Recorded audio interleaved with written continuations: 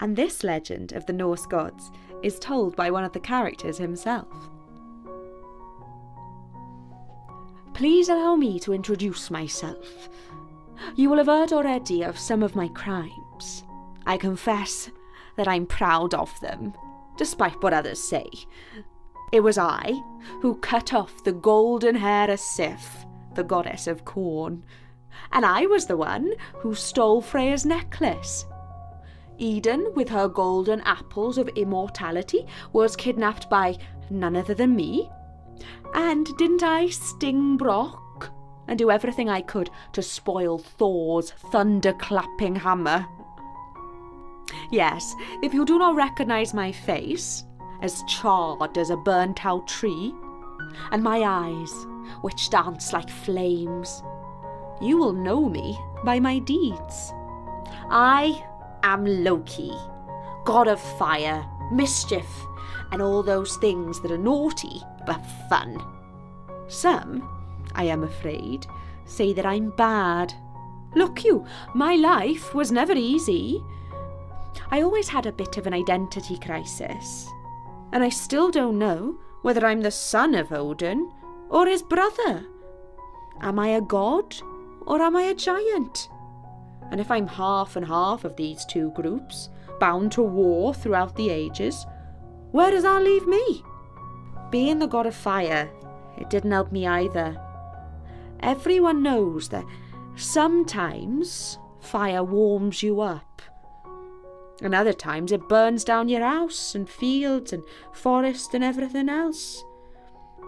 Okay, I did bad, destructive things, but if Odin was so wonderful, where was his mercy and forgiveness? Or was it because he was so totally lacking in those qualities that our glory faded with time and men turned elsewhere? I mean, who worships the Norse gods these days? Very few. This story is about one of my disasters. Look, I'm the god of fire, aren't I? So is it my fault if I'm hot-tempered? It all happened at a Geir's feast. He was the god of the sea, and being the god of fire, I'm always a bit jumpy in the water. No one else was happy either, so you can imagine what sort of feast it was. Though the tone lightened as the servants passed the great horns of mead round the table, and the gods drank more and more.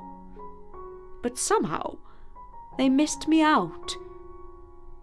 "Wonderful servants, Aegir," said one of the gods. "They see to everything and everyone. Nothing is left undone." Hang on a minute. They missed me out, didn't they? I was so angry, I tell you. I leapt up and clobbered one of those blasted servants. He fell backwards onto the stone flags and lay stiff. There was a terrible silence, I remember. It turns out the stones had killed him. Everyone turned and looked at me. "Out! Out!" they cried. "Outcast! Cast him out!"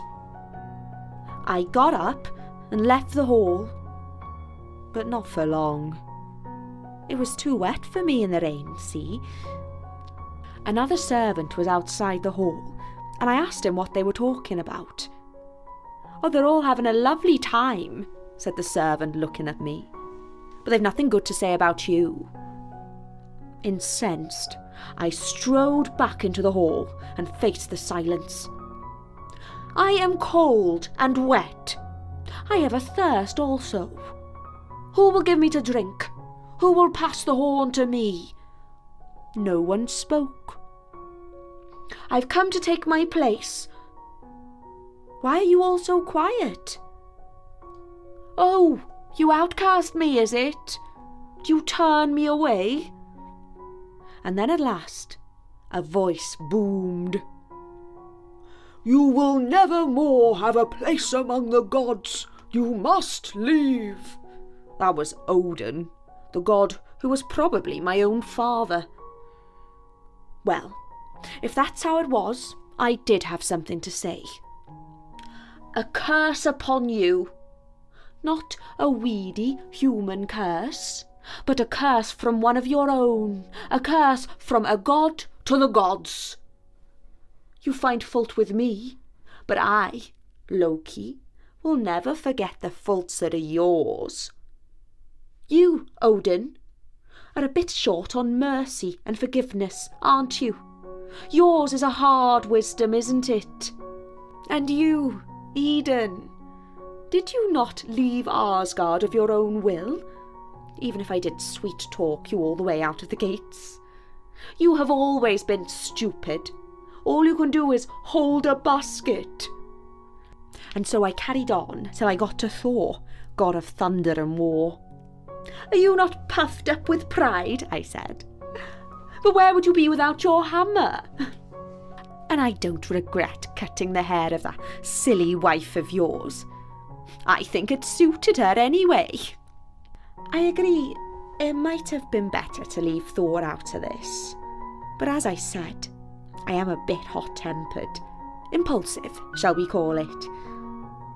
There was a grumble and a rumble, and a few thunderbolts which Thor liked to throw for fun, and then a flash of lightning.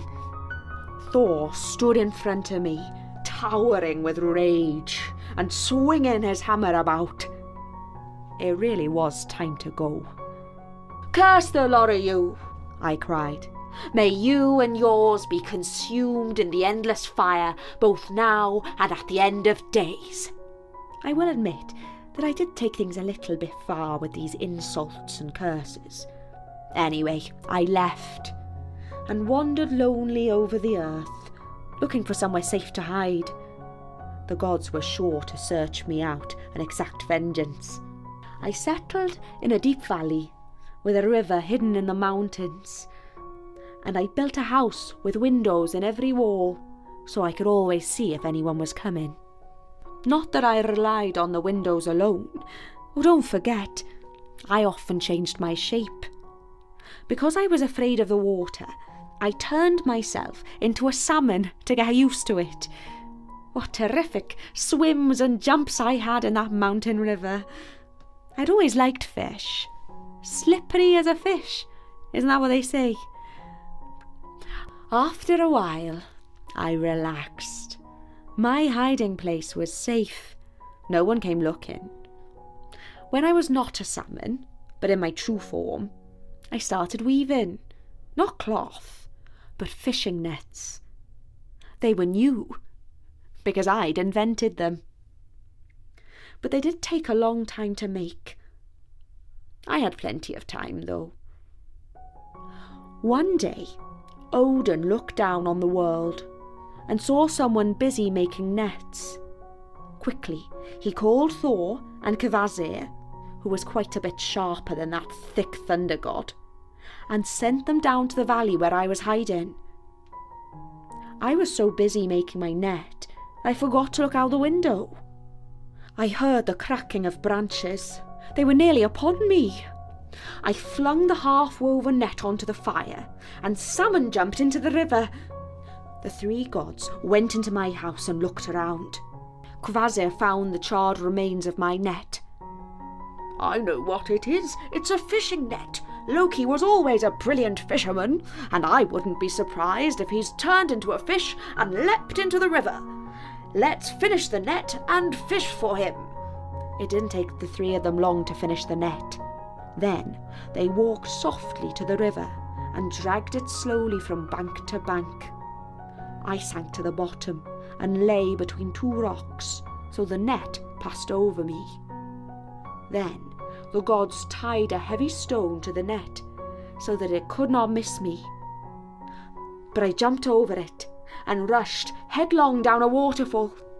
The gods moved downstream and tried once more. I jumped again. Thor was watching and seized me as I jumped. I was slipping out of his grasp, but he gripped my tail tight. Oh, I wriggled, but he held me fast. I could do nothing and was changed back into my true shape. They dragged me to a cave nearby. They bored holes in 3 great rocks and bound me to the stones with iron fetters. My punishment was to stay there for all time. But even that was not enough.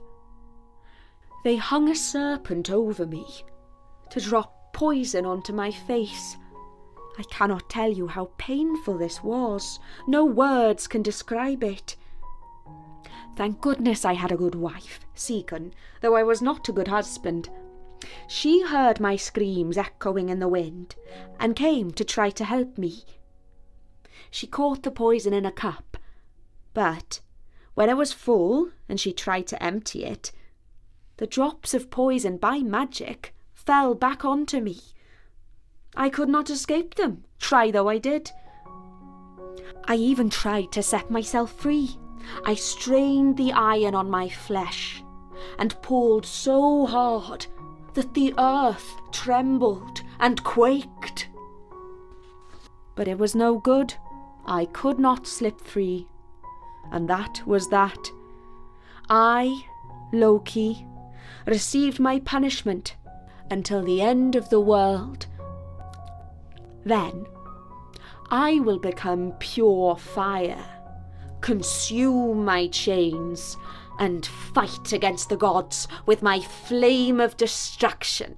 The last laugh will be mine.